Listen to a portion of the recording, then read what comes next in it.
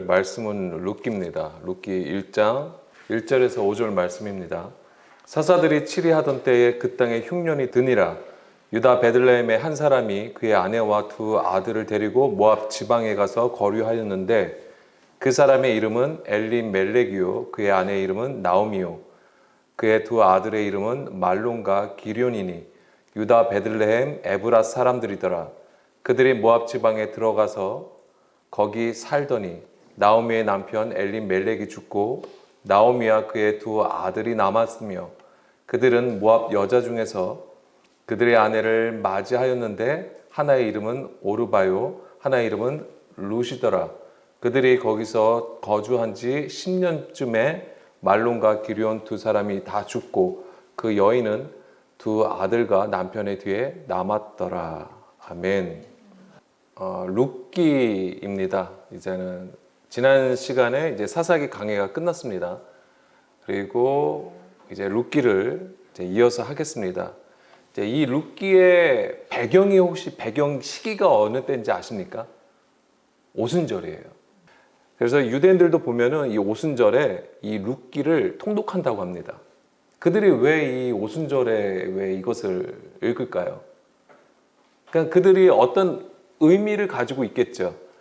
근데 이제 그들이 이제는 이 내용적으로 봐서도 이 오순절의 배경, 추수하는 시기와 관련되어 있기 때문에 그들이 또한 오순절 기간에 이 룻기를 읽는 것이죠.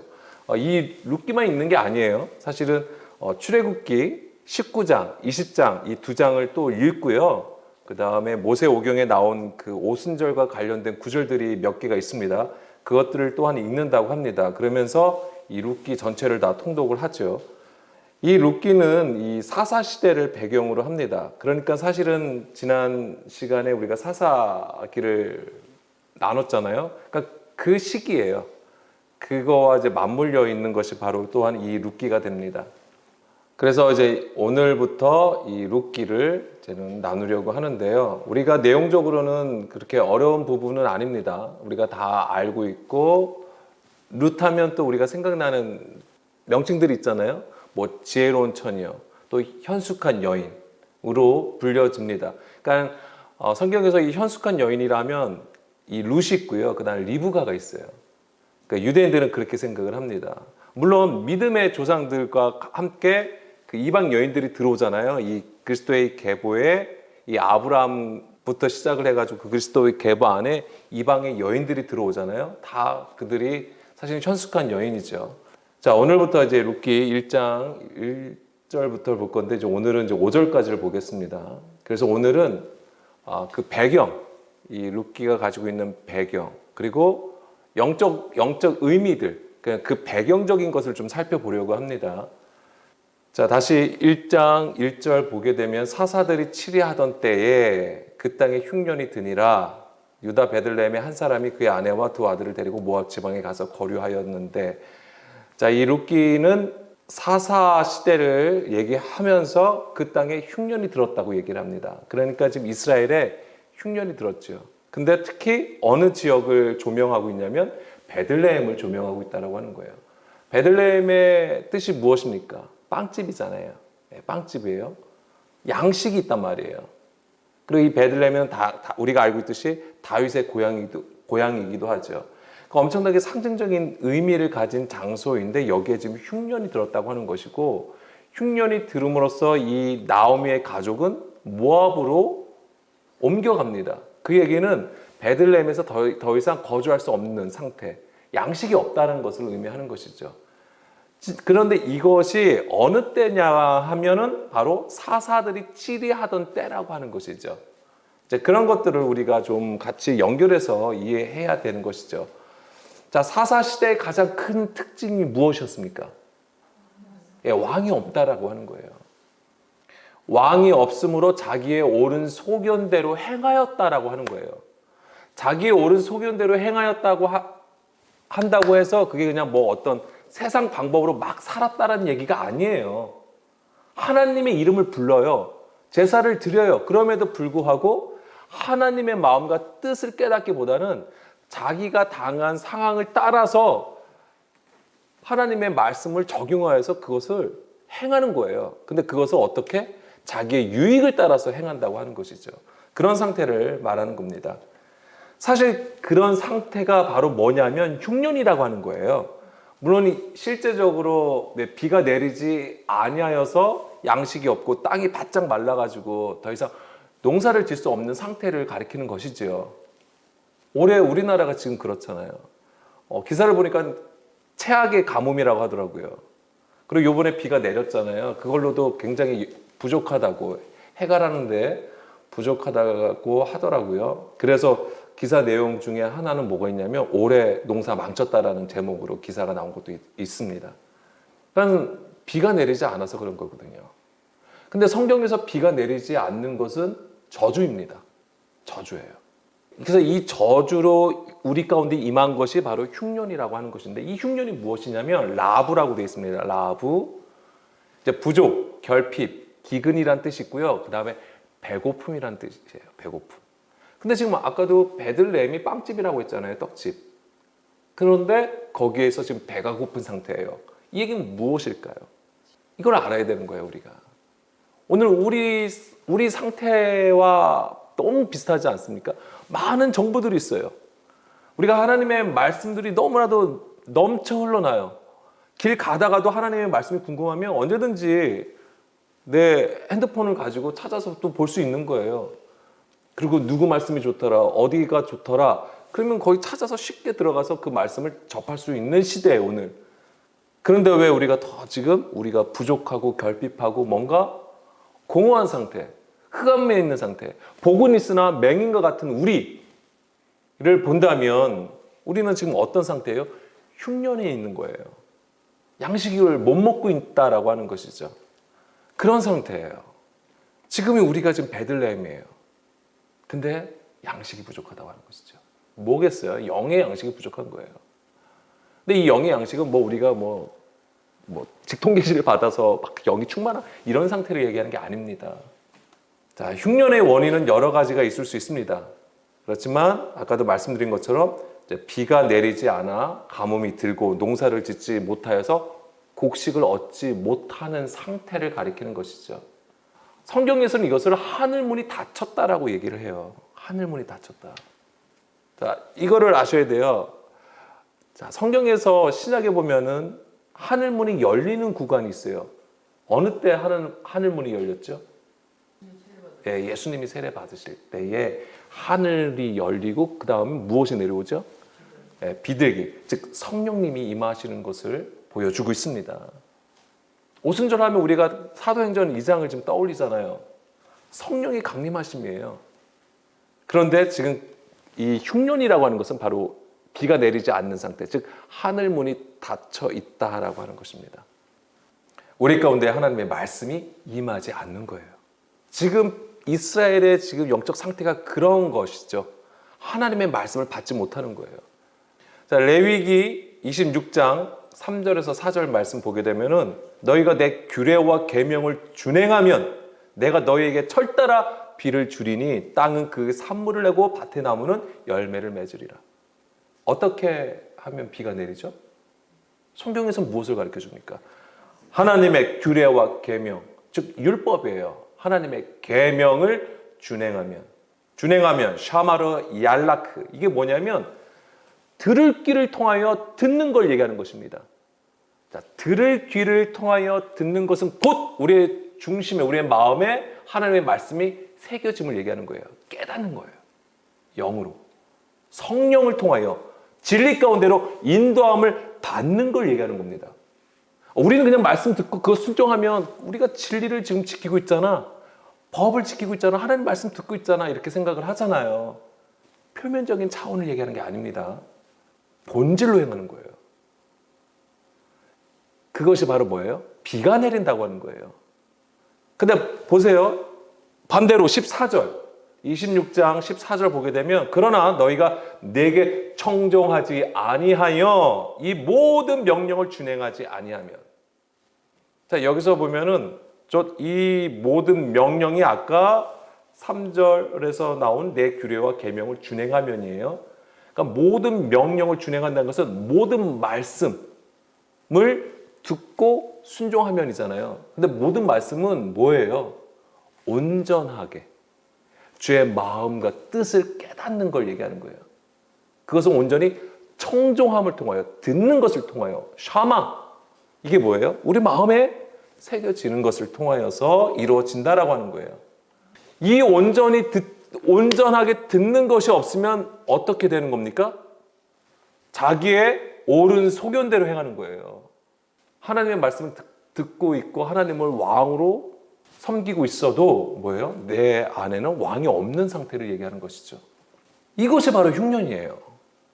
그러니까 이스라엘에 왕이 없다는 것은 곧 자기의 옳은 소견대로 행하는 것으로 스스로 왕이 된 거죠. 왕이 없는 게 아니고 뭐예요? 내가 왕이 된 거예요. 이것이 바로 비가 내리지 않는 가뭄의 상태고 흉년이라고 하는 것입니다. 이스라엘에 흉년이 들었다는 것은 자기의 소견에 옳은 대로 행하는 이스라엘의 영적 상태를 얘기하는 것이죠. 그래서 아까 다시 룻기 1장 1절 사사들이 치리하던 때에 흉년이 들은 거잖아요. 물론 하나님께서 사사들을 세워주셨죠. 이스라엘이 범죄하였어요. 그렇지만 또 하나님은 그 이스라엘을 교훈하시기 위해서 또 이방 민족을 또한 이스라엘에게 붙이시죠. 고통 가운데 있습니다. 이스라엘이 하나님을 찾습니다. 그때 사사들을 세워주셔요. 그렇지만 그들의 구조는 뭐예요? 하나님께 돌아가지는 않았어요. 계속 하나님을 배신하고 하나님을 버리고 하나님의 말씀을 듣지 않았습니다. 그 상태가 바로 흉년이었다고 하는 것이죠. 가뭄의 상태였던 것입니다. 다시 레위기 26장 3, 4절. 자, 이것이 바로 이 규례와 계명을 지키며 철따라 비를 주셔서 열매를 맺게 하시는데 이것이 바로 뭐냐면 우리가 볼 때는 어떤 농사에서 필요한 어떤 비, 우리가 흔히 보는 자연 현상으로 보고 있지만 이것이 바로 무엇입니까? 하나님께서 정하신 주의 길이라고 하는 거예요. 이게 주의 길이에요. 이게 신약에서는 무엇과 같냐면 예수님 안에 거하는 거예요. 요한복음 15장 4절입니다. 내 안에 거하라. 나도 너희 안에 거하리라. 가지가 포도나무에 붙어 있지 아니하면 스스로 열매를 맺을 수 없음 같이 너희도 내 안에 있지 아니하면 그러하리라. 그러니까는 우리가 예수님 안에 거하게 되면 어떻게 되는 겁니까? 열매를 맺는 거예요. 아까 다시 돌아가지 마세요. 레위기 아까 뭐라고 했습니까? 하나님의 말씀을 준행하며 비를 내려 주신다라고 하셨잖아요. 그랬을 때 열매를 맺게 되는 거예요. 그 상태가 바로 예수님 안에 거하는 거예요.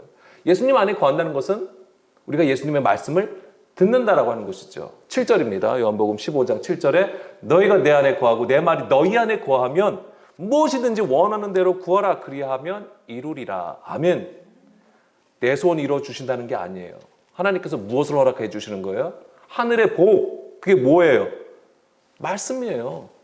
그 말씀이 우리에게 복이 되려면 어떤 상태가 이루어지냐면 듣고 깨달아지는 것이 있는 거죠. 그걸 얘기하는 거예요. 그것이 바로 우리 하나님의 말씀에 순종함으로써 우리 안에 무엇을 가지게 되냐면 예수의 증거를 가지게 되는 거죠. 그래서 이제 계시록 20장 4절에 보게 되면 그렇죠? 하나님의 말씀과 예수의 증거 때문에 목배임을 당한 자. 이게 뭐냐면 자기가 철저히 부인된 자들이에요. 이런 자들이 어떻게 되죠? 그리스도와 더불어 1000년 동안 왕노릇한다고 했잖아요. 이것이 바로 우리 안에 왕을 모시는 그 하나님 나라의 다스림이에요. 이게 우리 안에 이제 왕이 있는 상태죠. 이게 왕노릇하는 거예요. 우리가 그리스도와 더불어서. 그렇지만은 이스라엘은 그 당시 사사시대의 이스라엘은 이것이 없었던 거예요. 그렇기 때문에 흉년이 들었고 양식이 없음으로써 그 나오미의 가족은 베들레헴을 떠나야 했던 것이죠. 룻기 1장 2절입니다. 자, 그 사람의 이름은 엘리멜렉이요 그의 아내의 이름은 나오미요 그의 두 아들의 이름은 말론과 기럝이니 유대의 베들레헴 에브라 사람이더라라고 했습니다. 그런데 이들이 베들레헴을 떠나 모압 지방에 가서 살게 되었다라는 것이죠. 아주 그냥 이름을 아주 자세하게 적어주고 있습니다. 이런 것들이 다 의미가 있는 것이죠. 그냥 적어놓은 게 아닙니다. 이것이 철저하게 지금 이스라엘이 어떤 상태고 어떻게 흘러갔는지를 보여주는 거예요. 자, 나오미의 남편 이름이 뭐라고 했습니까? 엘리멜렉이라고 했습니다. 엘리멜렉은 나의 하나님은 왕이시다라는 뜻이에요. 이름 너무 좋아요. 그렇죠? 하나님은 나의 왕이시다. 그런데 이 엘리멜렉이 3절인가요? 어떻게 나오죠? 죽었습니다. 왜 죽었죠? 왜 죽었을까요? 그러니까 뭐 병 때문에 죽었는지 아니면 무슨 사고가 있어서 죽었는지는 몰라요. 뭐 나이가 차서 죽었는지는 우리는 알 수 없습니다. 그런데 이 아들들의 이름들을 통해서 그가 나의 하나님은 왕이시다라는 것이 무엇이었는지를 우리가 알 수 있는 것이죠. 뭐냐면 이 엘리멜렉이 죽었다라고 하는 것은 하나님의 다스림이 없었다라는 것을 의미하는 거예요. 우리가 신약에서 이것을 어떻게 볼 수 있냐면 이스라엘의 유대인의 외식함으로 볼 수 있는 거예요. 겉으로는 주여 주여 해요. 엄청난 열심으로 하나님께 나아갑니다. 그렇지만 그것은 뭐예요? 거짓이라고 하는 거예요. 진리가 없는 거짓, 외식이었다라고 하는 것이죠. 그 상태를 보여주는 거예요. 하나님의 통치가 없는 상태죠. 그러니까 뭐예요? 그것이 죽음이라는 거예요. 우리 안에 하나님의 통치가 없잖아요. 다스림이 없으면 그게 죽음이에요. 지금 이 엘리멜렉이 그것을 보여주는 거예요. 고린도전서 3장 16절 볼게요. 다시는 말씀이잖아요. 너희가 하나님의 성전인 것과 하나님의 성전인 너희 안에 하나님의 성령이 너희 안에 거하지 계시는 것을 알지 못하느냐. 누구든지 하나님의 성전을 더럽히면 하나님이 그 사람을 멸하시리라. 하나님의 성전은 거룩하니 너희도 그러하니라. 아멘. 우리 안에 하나님의 영이 계시는 것. 이것이 무엇이냐면 하나님의 영이 우리 안에 통치하시는 것이죠.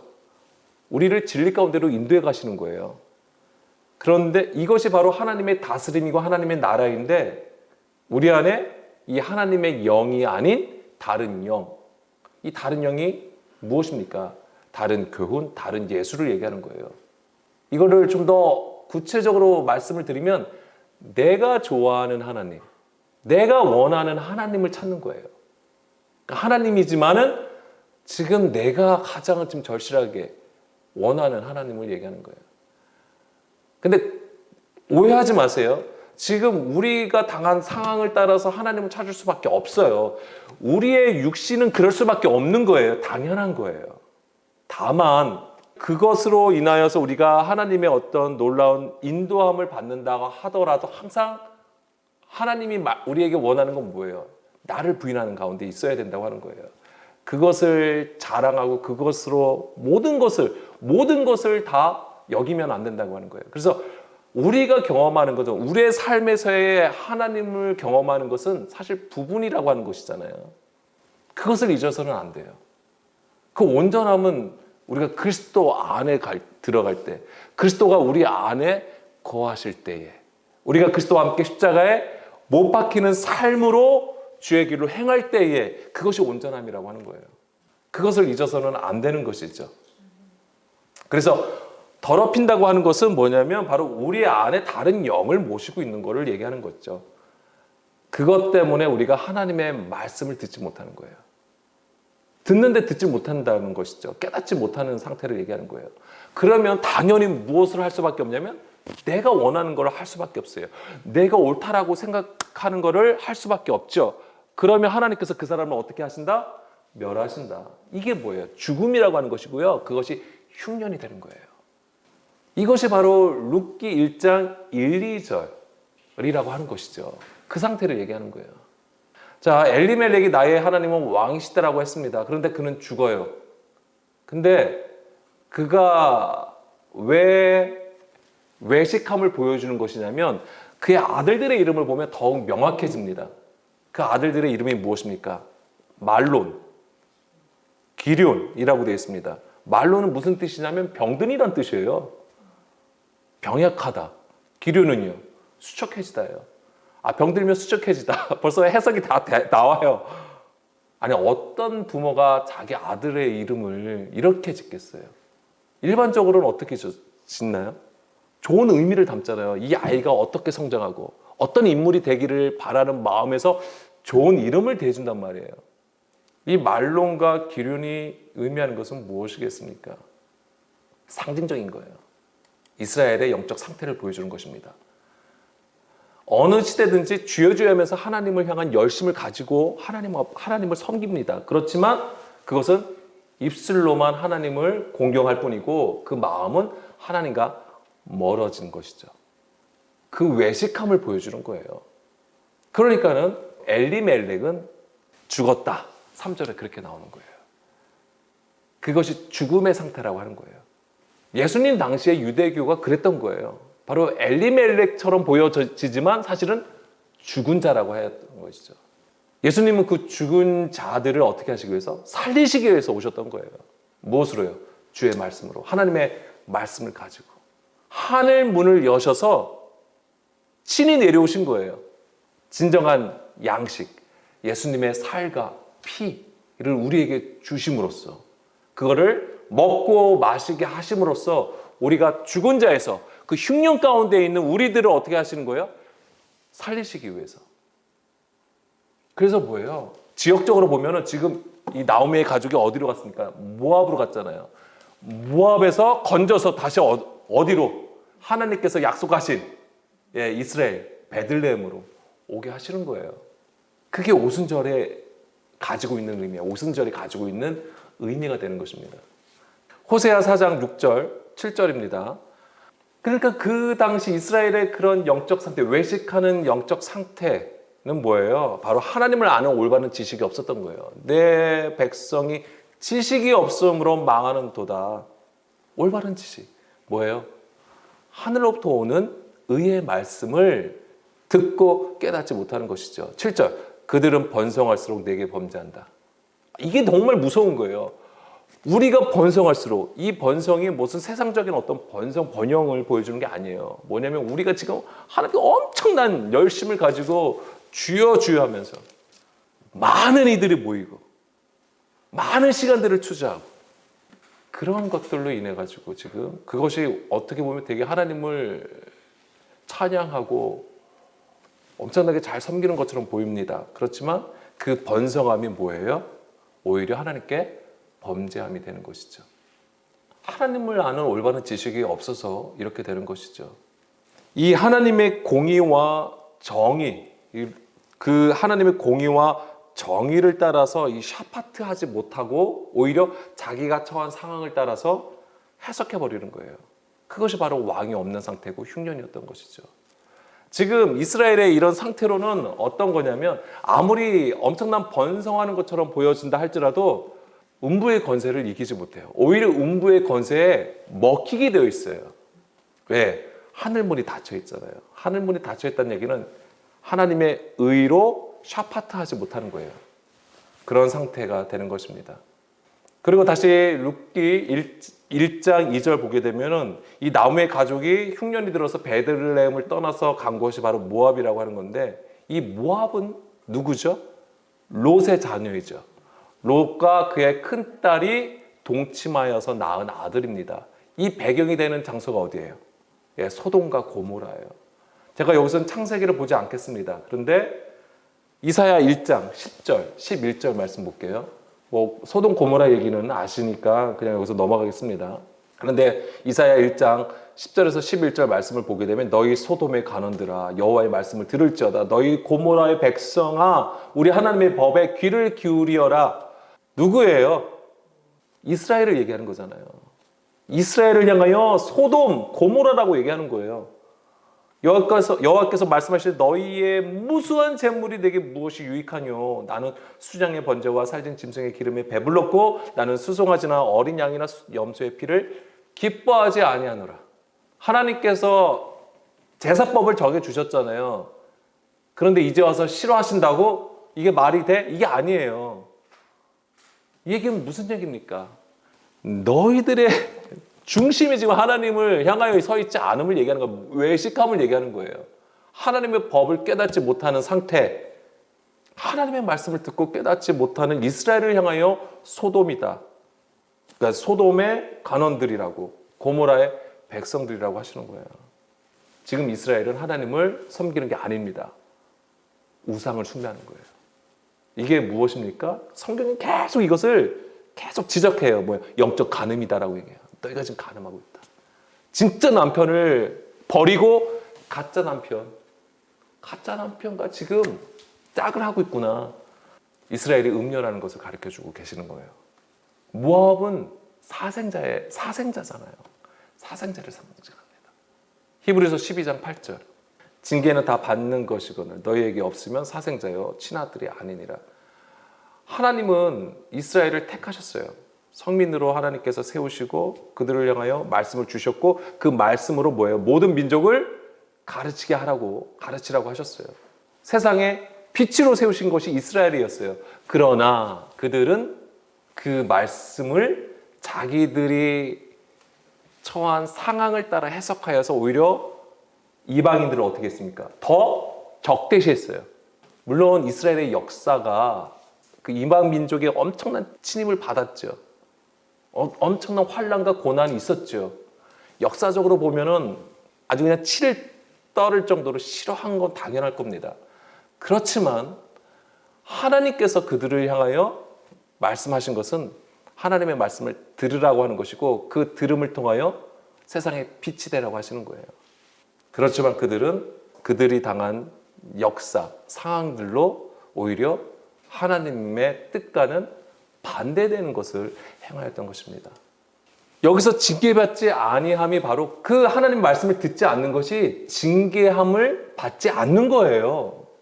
뭐 우리가 어떤 어려움을 당할 때 이게 징계구나라고 생각하실 수 있는데 더 근본적인 것은 뭐냐면 우리가 하나님의 말씀을 듣는 것이 곧 징계가 되는 거예요.